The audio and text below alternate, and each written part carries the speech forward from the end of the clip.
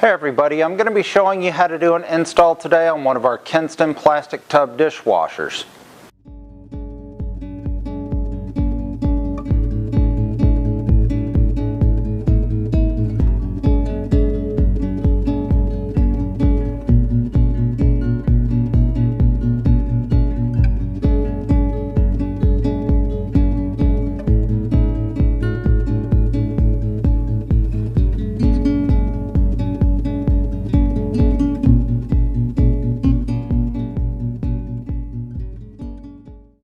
Alright, so I'm going to be starting the process today of uncrating or unboxing this unit by cutting along this dotted line down here at the bottom. That dotted line goes all the way around the entire circumference of this box. And I also want you to pay attention to the fact that it's actually got writing on each side in this top right corner. This is actually the front, being the front of our unit, and you're going to see as I'm rotating this box, it's going to tell you the sides and the back. That's key for whenever we're actually pulling the box off to make certain this unit's in the right position.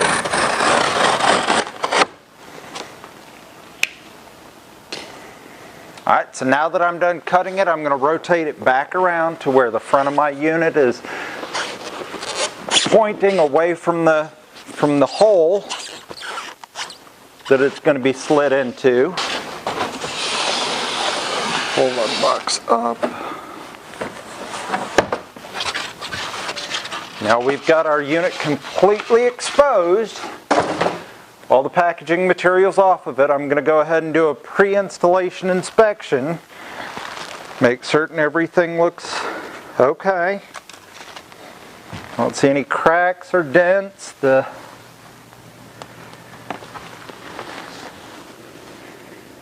Looks like it had a safe travel.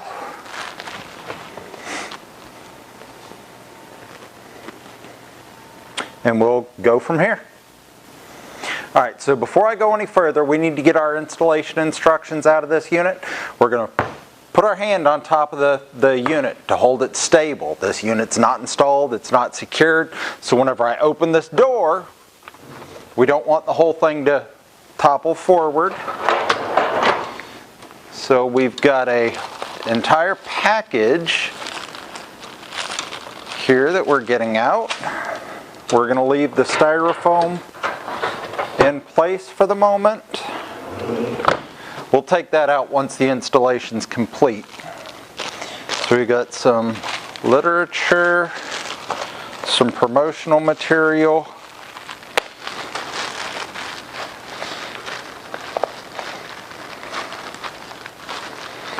and the most important thing to me right now, our dishwasher installation instructions. So I'm going to read over these real quick. Y'all check back with me in about 30 minutes. So we have many variations of our dishwashers, but they can both be broken down into two main types. For me, you have the ones like this that have the console across the front, and you have the ones that I'm going to be doing the install on that have the console across the top. Now you're only going to see this issue with these units that have the console across the front, and what I'm talking about is the hinge brake. There's a rubber piece down here in the bottom that goes on our hinge, on both hinges, for whenever we open and close our door. It allows the door to actually stop in specific positions instead of having to open it all the way up and bring out the bottom rack. Alright, so this little black rubber piece right here, that's what I'm talking about. That is actually our hinge brake. That allows our door to maintain its position whenever the door is opened. Now, if you look at the installation instructions, they're going to tell you the width for our opening needs to be at least 24 inches. 24 inches would be great if we didn't have that, but we need a little bit more than 24 inches from my experience, because whenever we go to slide it in, I'm hitting right up against the cabinetry, 1, and 2, even if I do force this in here, that brake is going to be rubbing against the cabinetry every time we open and close the door. Now, that being said, I would like you to keep them in place if possible, because they do cut down on the noise from the springs. I don't know if any of you have experienced the service call where the consumer's opening the door and they're hearing that spring stretch, which it is normal operation, but to cut down on those calls, this has had a side effect of actually quieting that spring noise down. So I'd rather you leave them on there, but if you need to, you can remove them simply by taking our spring off and just sliding them back off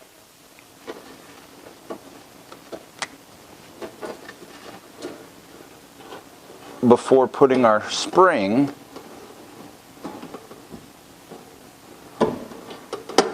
back on.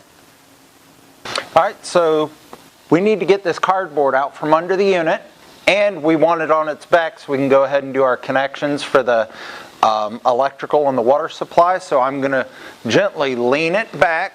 As you see, I've already got my protective covering on the floor, but I want you to keep in mind as you're leaning this thing back, space around it. Let's not get it so close to the cabinets that we wind up hitting or striking the cabinets when we lean it back, and anything else that may be inside the room. Now we should be able to take this and just toss the cardboard.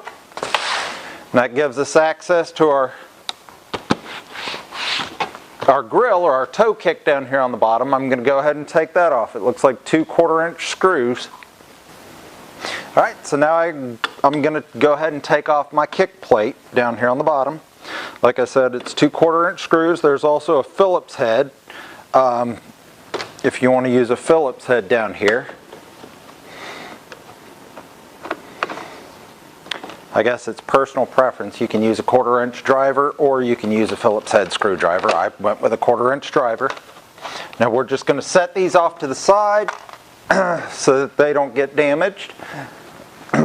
Now what we're looking at down here, we've got our water valve. This is where we're going to be connecting our water supply. We've got our electrical box. That's where we're going to be connecting our incoming wires for the power supply.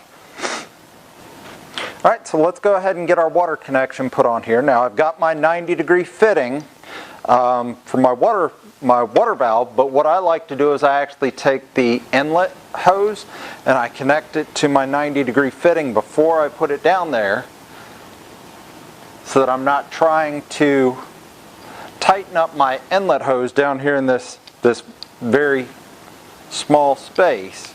So I'm going to hand tighten it best that I can. Then I'm going to grab a crescent.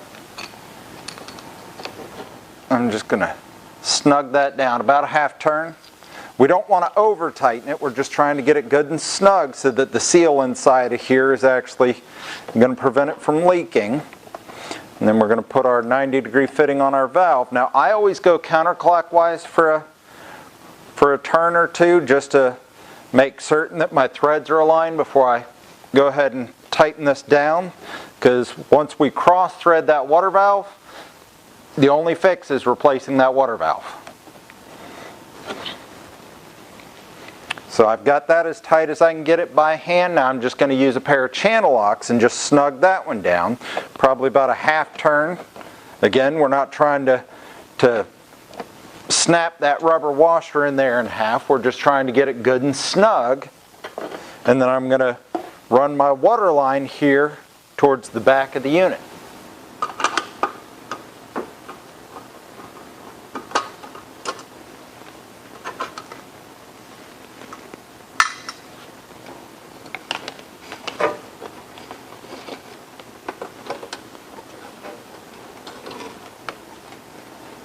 I've got 2 wires here. Okay. Alright, so let's go ahead and get our electrical connected. Now, first thing I'm going to do is put my retainer on to hold my wire securely inside of my junction box.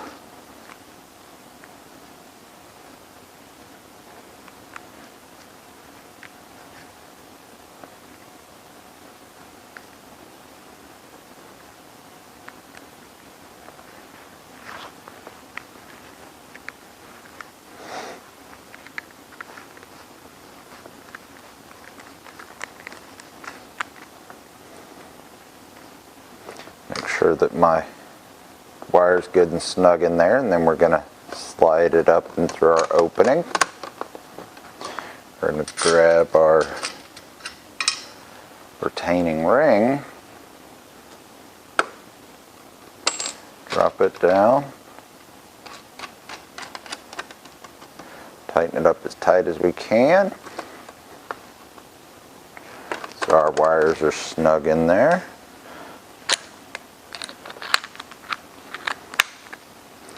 Take our ground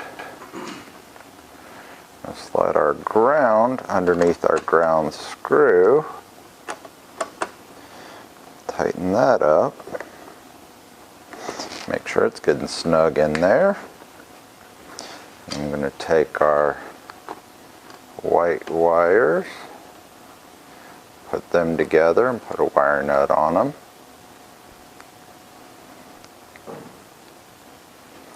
Anytime you're doing wire nuts, get them as tight as you can and then pull on each wire. Make sure they're good and tight. And we're going to go the extra mile here and put some tape around them. Perfect personal preference, not mandatory.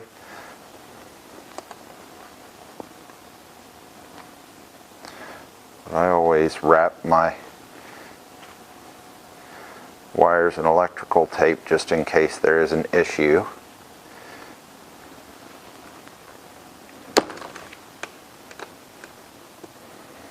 That keeps the wire nut on there in case there's any type of vibration from the appliance. The vibration during operation can actually cause the wire nut to come back off in some cases. I try to make mine as snug as possible so that won't happen, but that's my safety net. So we're going to take our two black wires and do the exact same thing. Snug them up as tight as we can. Pull on them both, make sure they're good and snug inside of there.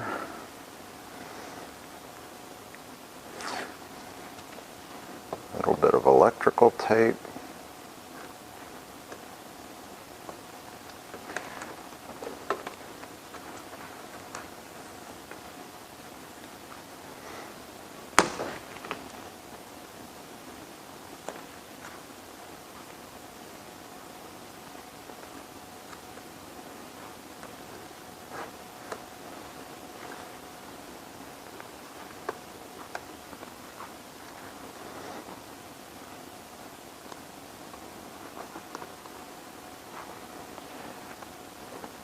Good and tight. I'm going to get our cover, slide it back on here with our screw.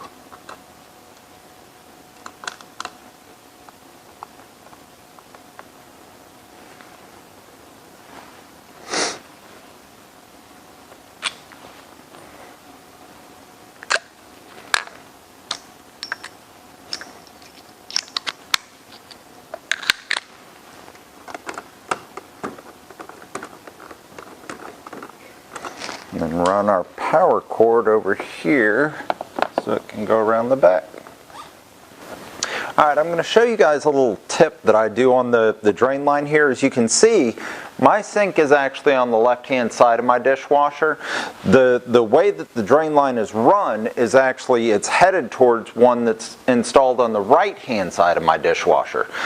This is not a requirement, just personal preference I guess, but what I generally do with this drain hose, well, first we need to disconnect it because it is connected to the sides. It's hooked onto the side of our tub here, and it's going to be hooked to the side of our tub over here, and then we're just going to go around and we're going to pull it all the way out and through. Now be careful, there may be some water if you've got one of the units that was actually tested at the factory. Even though it's a new install, you may still have some water inside of this drain line, so just be mindful of that. Now that we got our drain hose up here, I'm going to go ahead and loosen my hose clamp. We're going to wiggle our drain hose down, and I'm actually going to turn it.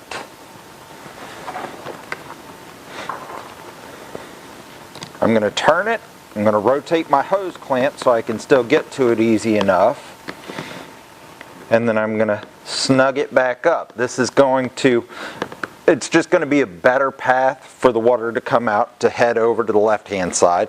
And then we're going to take the end of our drain line and we're going to run it back here with our water line towards the back of the unit. And while I have it on its back here, we're going to go ahead and break all 4 of our legs. We're going to break them loose. The reason I do this is whenever it comes to the actual installation where we're trying to level the unit up, these things are going to be very, very hard to turn if we do not already have them loose. And you're going to wish you had done this simple little step.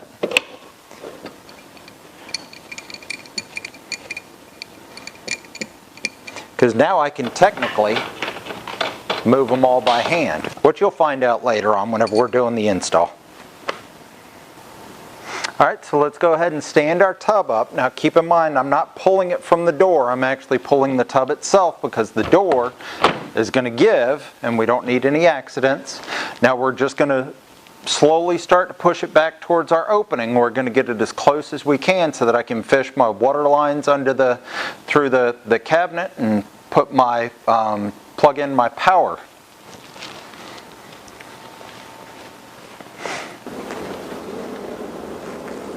Alright, so I've got to drill out a hole in this situation. I'm using a 2-inch hole saw to actually drill it out. Now I always drill on this side of the cabinetry.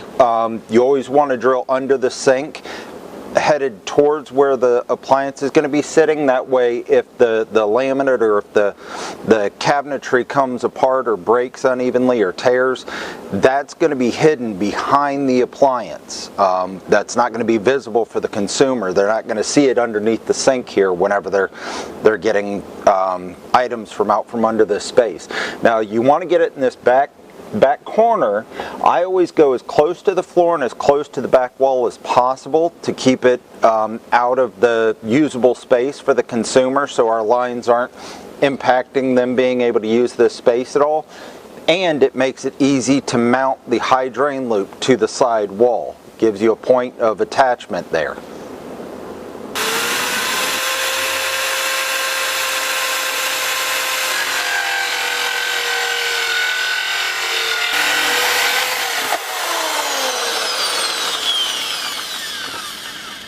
Alright, so I always hold my hoses together before I put them into our opening. And we're just going to put as much as we can get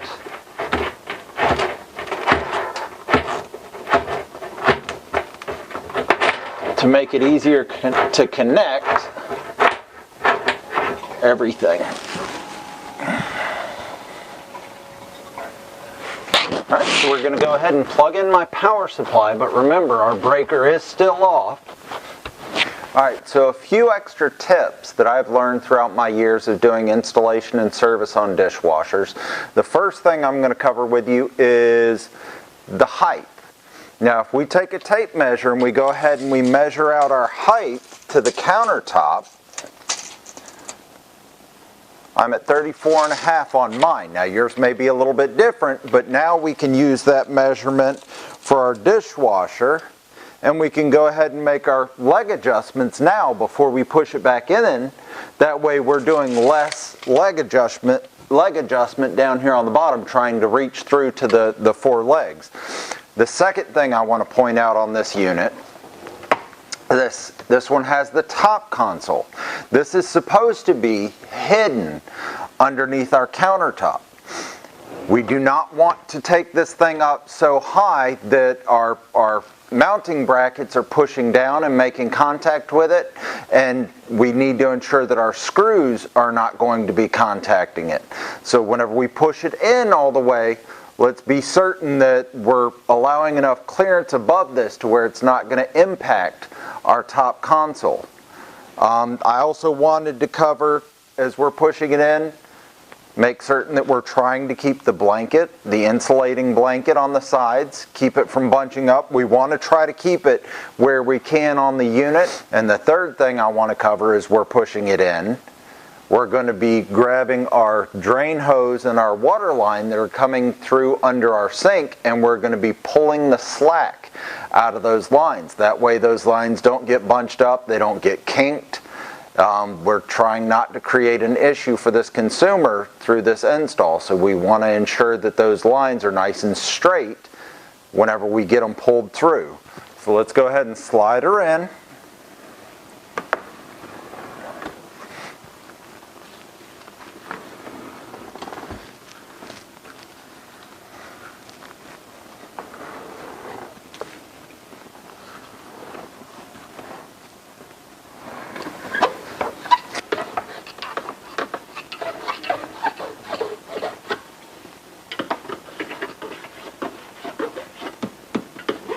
We're going to go ahead and install the water line on the unit.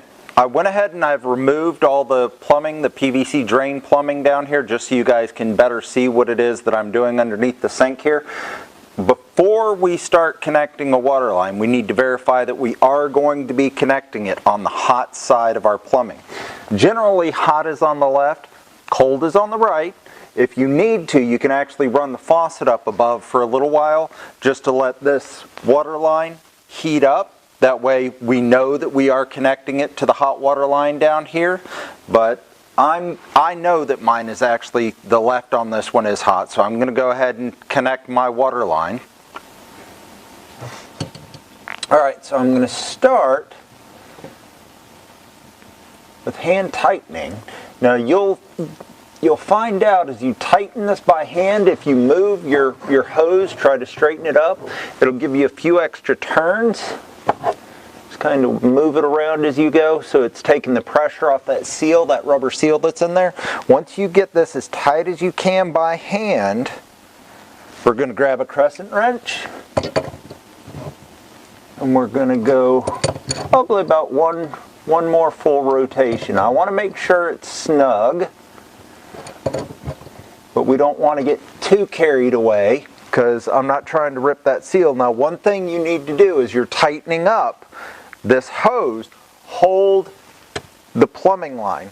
Now, this line's going to move a little bit, but we need to support it. If we don't hold on to it and we're pushing over to the side and this copper breaks, or the CPVC or the PVC or the PEX pipe, whatever type of plumbing fitting this valve is attached to, if it's weak structurally and we're not supporting it as we're tightening this hose on here and that thing snaps off, the last thing you're going to be worried about is installing that dishwasher. Alright, so I've got my hose tied on here. Let's go ahead and open up our valve. And we're just going to leak check it. Now, an old plumber's trick I used whenever I was fresh into the job market, if you run your fingers around the fitting and just look at them. If you don't see any moisture, any water droplets on your fingers, that lets you know that you've got a dry connection there. And let's go ahead and move on to the next step.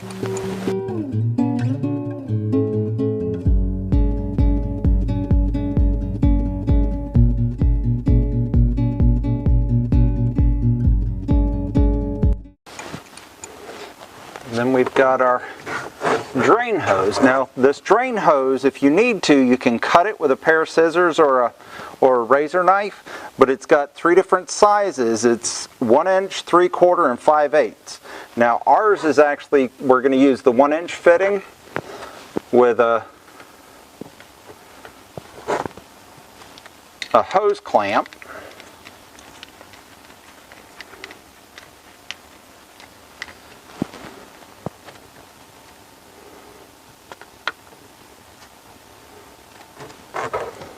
Slide that up on there, tighten our hose clamp back down.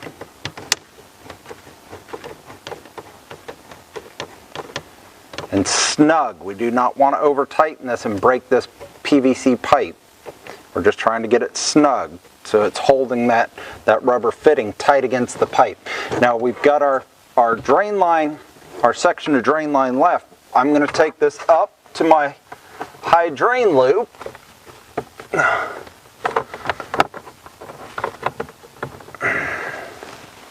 And any excess line that we have down here, like my water line, I'm going to push it back under the unit to try to eliminate any extra hose or line that is going to take up space underneath the sink. We want to try to leave it nice and clean and orderly and leave the consumer as much usable space down here as possible.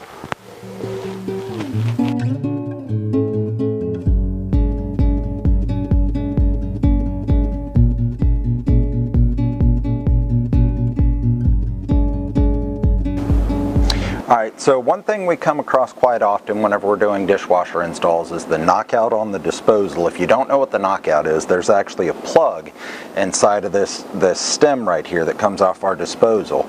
So our drain line connects to the side of our disposal, but not every home has a connection going to that disposal. Some of them, they choose just to have the disposal, so that plug is there to prevent water from leaking out of the disposal and to prevent air from migrating through there and odors migrating up into the kitchen. So I'm going to show you how to pull the disposal down to get that knockout out of there. Alright, so to remove the disposal, first thing we're going to do is we're going to unplug the disposal, or disconnect power if you got a breaker. Ours actually had an outlet, so we've unplugged it. Then we're going to release our PVC fitting just on this arm so that we can move that arm back and forth. We're going to grab a flathead screwdriver and we're going to undo our securing bracket, and then we're just going to gently work it back and forth. Now we've got our entire disposal out. So let's flip it on its side and get our knockout out of there. If you look in there, you can see the little white cap that's inside of there, but I'm going to show you how to remove it.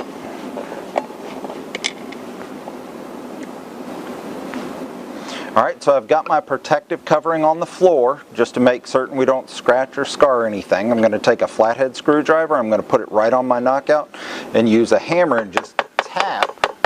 Doesn't take a lot of force. And then we're going to reach back in here because it's a plastic piece. We're not going to leave that in the disposal, and we're just going to remove it. That's what the knockout looks like on one of our Frigidaire disposers. And we can go ahead and put the unit back in.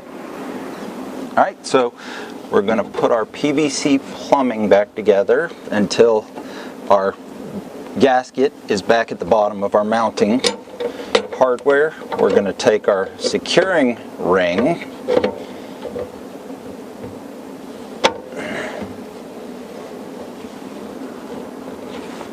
grab a flathead, make sure it's good and tight. I'm going to reconnect our PVC plumbing. Now this you're just going to get as tight as you can by hand. Then we're going to take our hose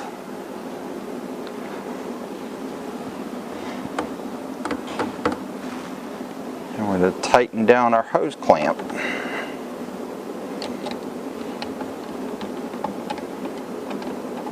Now that is a standard 1-inch size fitting on most disposals, so you don't need to trim your drain hose at all.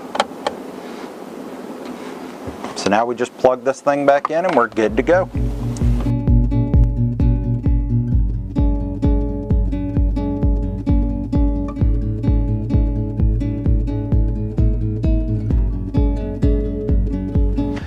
So I want to go ahead and check real quick that I've got my level left to right, which we're looking good. And I've got a, basically I want to make certain that I don't have a frontwards leaning unit. I always try to get it leaning back just a tiny bit, but at least dead level.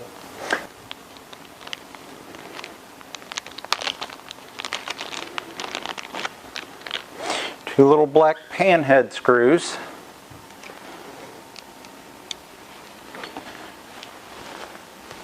Now I've got a short countertop here, so I'm putting mine all the way in to the furthest back hole,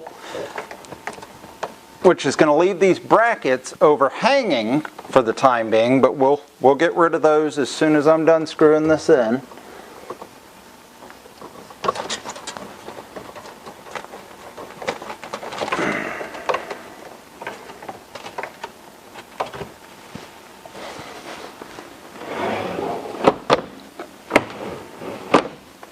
So I'm going to go ahead and remove the excess from my brackets. They've actually got break-off points that are built into them. If you just wiggle it back and forth, it should snap off, and then you can just dispose of the excess. All right, let's go ahead and get this one off.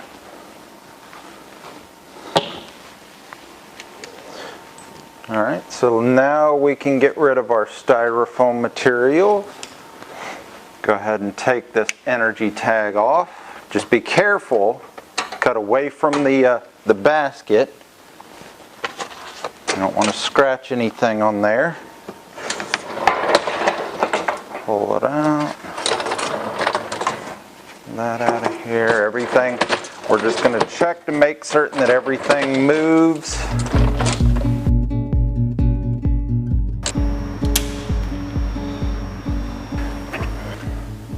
Alright, so let's go ahead and test the unit. Now what I'm going to do is we're going to put it on a normal wash. We're going to hit start. It's going to tell us to close the door. I'm going to get my flashlight ready. First thing this thing does is go into a drain. Right now the drain pump's running. I'm just underneath it. I'm looking for any leaks, any drips whatsoever. I don't have my kick panel removed, or I don't have my kick panel on yet. And now I can see underneath the sink. So if there is an issue, if there is any leaking, I'm going to try to nip it in the bud as quickly as it starts occurring. Alright, so I'm going to go ahead and cancel out the cycle. We're just going to press and hold our start cancel button for 3 seconds.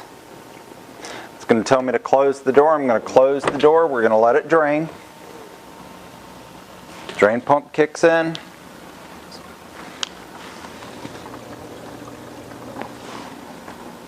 Sounds good. The water's pumping out pretty quick. I think we're good. I'm going to go ahead and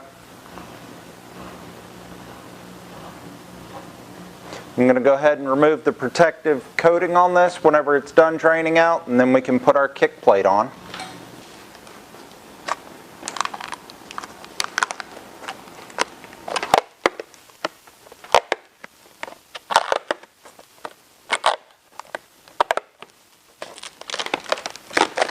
I always rip mine down the center whenever I'm removing this. That way, whenever I'm pulling on the sides, it'll help me with getting the protective coating out from between that seam where the metal and the plastic come together.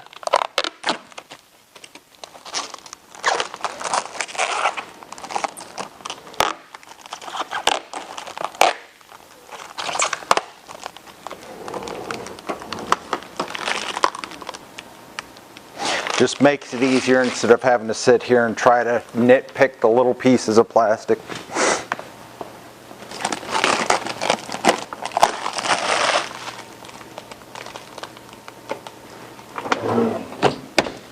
There we go. Let's get the kick plate on. So the kick plate comes in two different pieces. The smaller one actually inserts behind the bigger one, and that's going to actually slide down to make contact with the floor.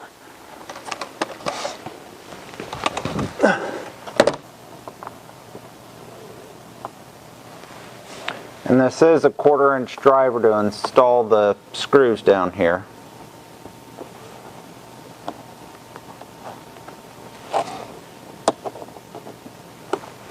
I don't tighten it up until I actually get both of them started on each side because of that lower piece that we're going to slide downwards. Take it all the way down to the floor, and then we're going to tighten up our screws. Alright, so mixed in with your literature packaging, you're going to find these two inserts. These are basically for wine glasses. They're to hold the stems at the bottom of the wine glasses. If you take your top rack out, They actually clip on. Now these are removable if they're not wine drinkers or they don't use anything with the long stemware bottoms. They don't necessarily need them, but it's something that's good to show the consumer, hey, because this is an added feature on our product that they may enjoy. So our install is complete. I'm going to take our literature and our user's manual and I'm going to set it in the drawer next to the oven, and we'll see you guys next time.